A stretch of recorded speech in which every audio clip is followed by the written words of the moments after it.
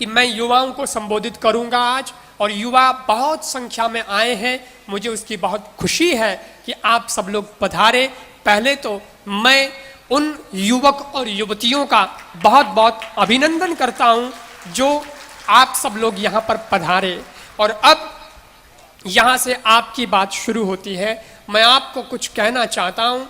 मेरा कुछ आप सब लोगों से कुछ ऐसा रिश्ता हो गया है कि आप लोग चाहते हैं कि कृपाराम जी हमारे लिए कुछ कहें, माने आपको मुझसे उम्मीद है और मुझे भी आपसे उम्मीद है। मैं कह के क्या करूंगा, कोई माने नहीं तो 80 साल रो डोकरो उन्होंने कहो बा एम करो पढ़ाई करो, वो बापड़ो करी कौन सके, तो कई मतलब है। इसलिए आपको अगर मुझसे उम्मीद है तो मुझे भी आपसे उम्मीद है कि मैं आपको कहना चाहता हूं, क्योंकि आप बहुत कुछ कर सकते हो, आपको ईश्वर ने बहुत कुछ करने का जज्बा दिया है। युवा का मतलब क्या होता है आप समझो। पहले तो युवा, किसको युवा कहते हैं सज्जनों? युवा खाली इतना ही युवा नहीं होता है कि जिसकी जवानी की उम्र है उसको हम युवा कह दें। जो 20 साल का है तो युवा है, जो 25 साल का है तो युवा है, जो 30 साल का 35 साल का टकटा दिखता है तो वो युवा है, हम उसको युवा कहें ना। ना, ये युवा की परिभाषा भी समझनी पड़ेगी। कई बार युवा होकर के भी युवा नहीं होता, कई बार एक 60-70 साल का बूढ़ा भी युवा कहलाता है। कैसे? जो मुरझाया हुआ है, जो निराश है, जो हताश है, जो उदास है, जो अपने जीवन में कुछ करने के लिए तैयार नहीं है और खाली सर पकड़ करके बैठा हुआ है। या तो आप रो मत हो गोडरे बिचे देन बैठो रोवे है, उसको 25 साल का भी है तो युवा नहीं कह सकते, लेकिन कोई 70 साल का भी है लेकिन निगाहें आसमान की ओर है, उसके पैरों में गति है, हृदय में उसके बहुत आशा है और जीवन में उसके जोश है, तो उस वृद्ध को भी मैं युवा समझता हूं, उसे युवा कहते हैं। इसका मतलब अभी आप लोगों को आशावादी बनना है, अभी आप लोगों को बहुत बहुत एनर्जी के साथ काम करना है। ईश्वर ने आपको बनाया है तो ऐसे ही नहीं बना दिया है आए राम गए राम हो जाओ, नहीं, आए हो तो कुछ करके गुजरना है। इसके लिए भगवान ने हमको बनाया है। और सर्वप्रथम उस धरती पे गौरव करो जिस धरती पे आपका जन्म हुआ है। ये धरती भारत माँ की धरती है, जिस धरती ने हमें जगह दी है, उस धरती के लिए कुछ करना हमारा फर्ज बनता है। आपको सबसे बड़ी आशा तो यही होनी चाहिए, आपको सबसे बड़ा गौरव तो यही होना चाहिए कि मैं भारत की धरती पे जन्मा हूं या भारत की धरती पर जन्मी हूं। उसके लिए, क्योंकि भारत हमारा क्या कहलाता है? महान कहलाता है। भारत क्यों इतना महान कहलाता है आपको पता है? भारत के पास में ऐसा क्या है? दुनिया में हर देश है उसका अपना अपना वो है, लेकिन भारत कुछ स्पेशल है, कुछ अपनी अलग विशेषताएं रखता है। एक बार अमेरिका ने पूछा था भारतीयों से, भारतीयों तुम्हारे पास में क्या है? भारत ने कहा कि तुम बताओ पहले तुम्हारे पास में क्या है। अमेरिका ने कहा हमारे पास में क्या नहीं है, हमारे पास में सब कुछ है, हमारे पास में कंप्यूटर है, हमारे पास में आईफोन है, हमारे पास में आईपैड है, हमारे पास में आईपॉड है, हमारे पास में कार है, तुम्हारे पास में क्या है? भारत एक लाइन में जवाब दे देता है और वो कहता है अमेरिका तेरे पास में कंप्यूटर कार है और हमारे पास में शुभ संस्कार है। ये भारत के पास है। भारत मान कहलाता है सज्जनों। क्यों कहलाता है? इस दुनिया में अब बहुत सारे देश हैं अपने अपने हिसाब से जाने जाते हैं। कोई देश टेक्नोलॉजी के हिसाब से जाना जाता है, कोई देश जो है पैसों के हिसाब से जाना जाता है, कोई देश जो है अपनी राजनीतिक स्ट्रेटेजी की वजह से जाना जाता है, रणनीति की वजह से जाना जाता है, कोई देश है तो आतंकवाद की वजह से जाना जाता है। लेकिन हमारा भारत देश आतंकवाद की वजह से नहीं जाना जाता। हमारा जो भारत देश है वो संस्कारों की वजह से जाना जाता है। और हमारे भारत के लिए जो नारा लगता है वो दुनिया में किसी देश के लिए नहीं लगता, और वो नारा है मेरा भारत। ये क्यों कहा जाता है? आप उत्तर देंगे क्यों कहा जाता है? भारत महान क्यों है, किस लिए? कोई कहेगा यहां तो ताजमहल है ना। अरे ताजमहल जड़ा तो घणे महल दूजा देशों में भी वेला, लाल किला है ना, या कुतुब मीनार है ना। ना जी, भारत महान कहलाता है, हिस्टोरिकल प्लेस है, वो ठीक है, अच्छी बात है। और सब देशों के पास में है ना, अपना अपना इतिहास सब देश रखते हैं, तो सब देशों में आपको देखने को मिलेगा। जिस देश में आप लैंड हो जाएंगे वहां आपको एक तैयार होगा विज्ञापन कि भैया आपको यहाँ देखने की इतनी इतनी चीजें, आप जाओ और ये घूम के देखो। तो हर देश में ये सब घूमने की तो चीजें होती है, पर भारत महान है उसका कारण यह है क्योंकि इस देश ने जो दिया है वो दुनिया नहीं दे सकती। और क्या दिया इस देश ने, मैं बताता हूं आपको भारत महान क्यों है उसका सटीक उत्तर। क्योंकि भारत ने राम के रूप में मर्यादा का पाठ पूरी दुनिया को पढ़ाया।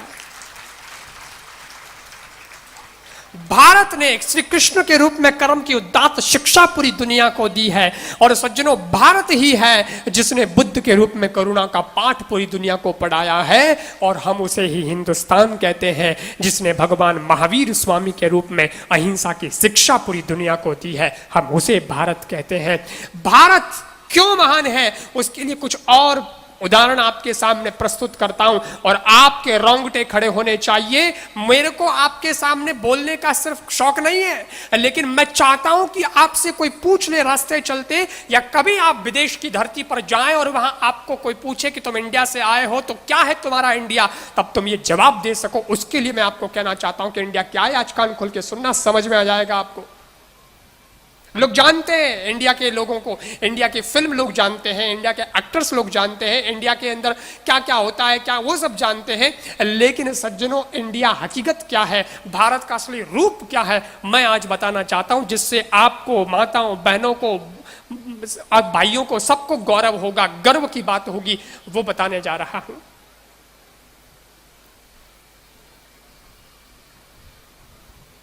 1835 के अंदर 19 नवंबर 1835 भागीरथी बाई की कोख से एक बालिका का जन्म होता है।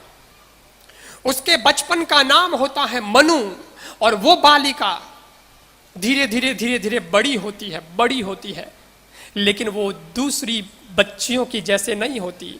वो दूसरी बच्चियों की तरह गुड़िया से नहीं खेलती है। वो खेलती तो है मगर वो खर्ची, तीर और भालों से खेलती है। गुड़ सवारी जब वो करती थी, घोड़े की सवारी, तो अच्छों को पीछे छोड़ देती थी। वो धीरे धीरे धीरे धीरे बड़ी होती है। सज्जनों, उसके तीर का निशाना अचूक था, उसका जो भाले का वार था वो बड़ा गजब का था, उसके हाथ में जो तलवार थी वो बहुत गजब की चमका करती थी, बड़े बड़े दुश्मनों के छक्के वो छुड़वाया कर देती थी। और जब वो बड़ी हुई तो वैसे तो वो महिला है, वो अबला है, लेकिन वो अबला कहलाने वाली भी सबला का बल उसमें छिपा हुआ है।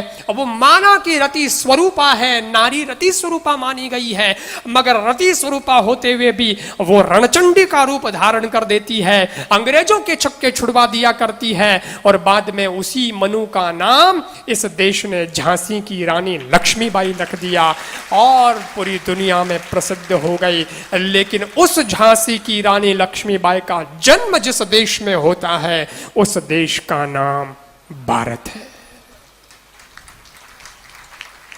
इतना ही नहीं, 363 ईस्वी पूर्व वैशाख पूर्णिमा के दिन हिमाचल की तराई में राजा शुद्धोदन कपिलवस्तु नामक गणराज्य में राज करता।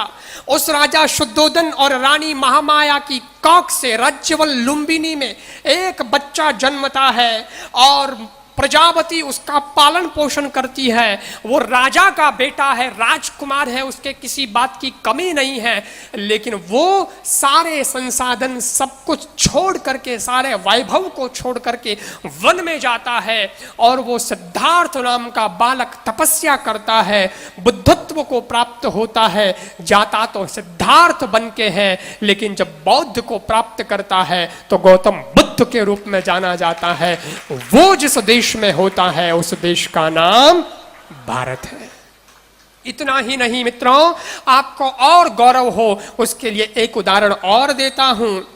कलकत्ता के उत्तरी भाग में समूलिया नाम के मोहल्ले में गौरमोहन मुखर्जी स्ट्रीट के दत्त परिवार के विशाल भवन के अंदर विश्वनाथ दत्त की पत्नी भुवनेश्वरी देवी भुवनेश्वरी को कोई पुत्र नहीं है तो वो शंकर जी की आराधना करती है और इतना गजब का वो पूजा उपवास करती है कि शंकर भगवान का आशीर्वाद प्राप्त होता है। एक दिन की घटना, शंकर भगवान की सज्जनों पूजा करते करते सायं संध्या हो जाती है। थकान की वजह से वो आंगन में ही सो जाती है। उसको सपना आता है। सपना उसको ये आता है कि कर्पूर गौर में धवल धाम के धनी शंकर भगवान एक छोटे से बालक का रूप लेकर के उसके गर्भ में प्रवेश कर रहे हैं। उसके बाद ही वो गर्भवती होती है और 9 महीने के बाद 1863 के अंदर पोष संक्रांति के दिन 12 जनवरी को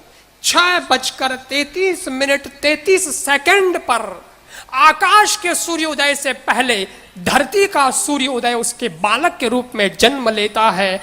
उसके बचपन का नाम बैला होता है। घर में उसको नरेंद्र के नाम से जाना जाता है। दोस्त उसको नरेंद्र नाथ के नाम से जानते हैं। गुरुजी उसको नरेन के नाम से पुकारते हैं। उसको पूछा गया कि तेरा असली नाम क्या है, तो अपना परिचय उसने स्वामी विविदिशानंद के रूप में दिया, पर दुनिया ने उसको स्वामी विवेकानंद के रूप में जाना।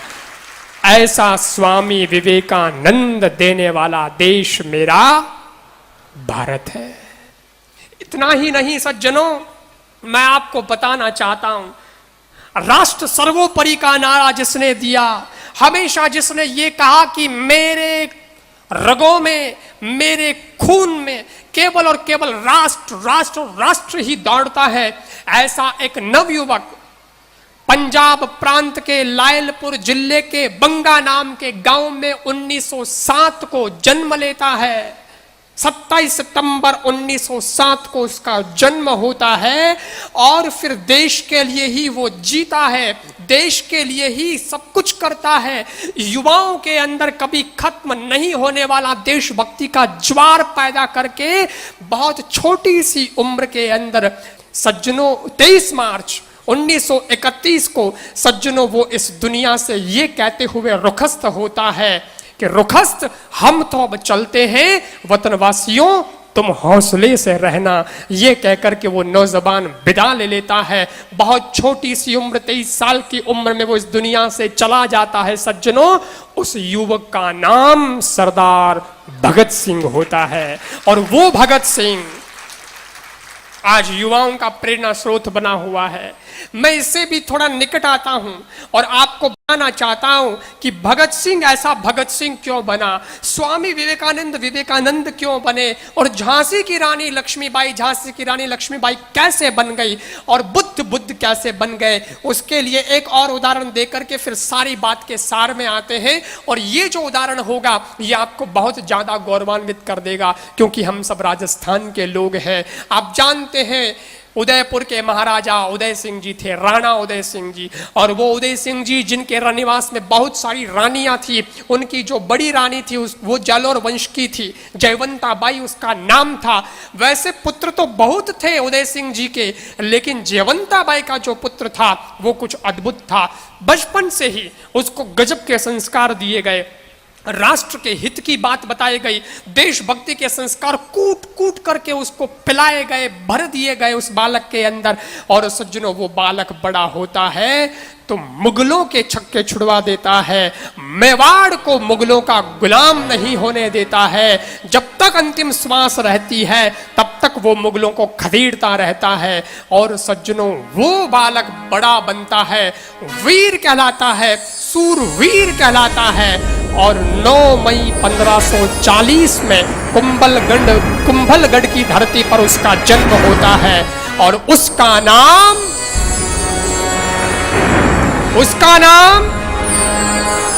मैं आवाज चाहता हूं, उसका नाम महाराणा प्रताप होता है। सज्जनों, ये राजस्थान की धरती का गौरव है, ये हिंदुस्तान की धरती का गौरव है।